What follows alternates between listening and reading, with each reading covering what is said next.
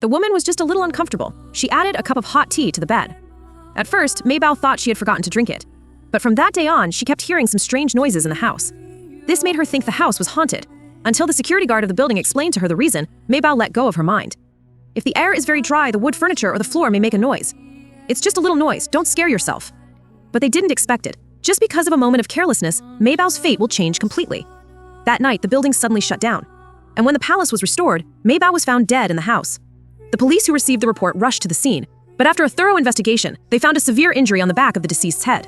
Not even a fingerprint was found. Because the environment in the house was not damaged, it seems that the murderer is very familiar with the layout here. This may be a familiar case, but the most suspicious is the first person who found a body.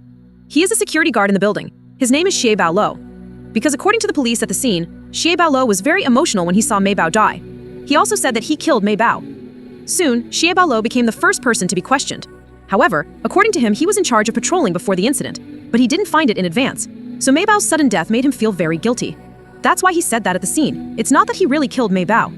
After the investigation, the police said you said that out of responsibility. If only the security guards in our community were as responsible as you are. In order to understand the relationship between Bao and the deceased, the police asked how they knew each other. However, Bao's answer was light. He said that they were just ordinary friends. Although the police suspected Bao was hiding something, but because there was no evidence, the interrogation had to end. However, the police didn't know that after Bao came home, he couldn't sleep on the bed at all. He remembered the real scene before the incident.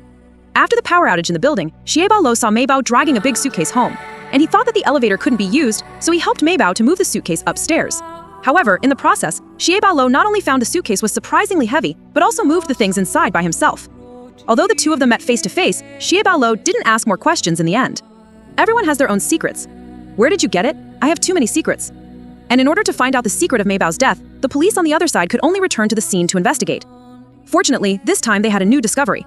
In Maybelle's cabinet, there were all kinds of new luxury goods. But Maybelle only works in a coffee shop. She can't afford these at all. And her clothes are all cheap. She doesn't seem to be a person who buys luxury goods. Then these things can only be given to her by others. And the person who can send out so many valuable gifts will have a special relationship with Maybelle.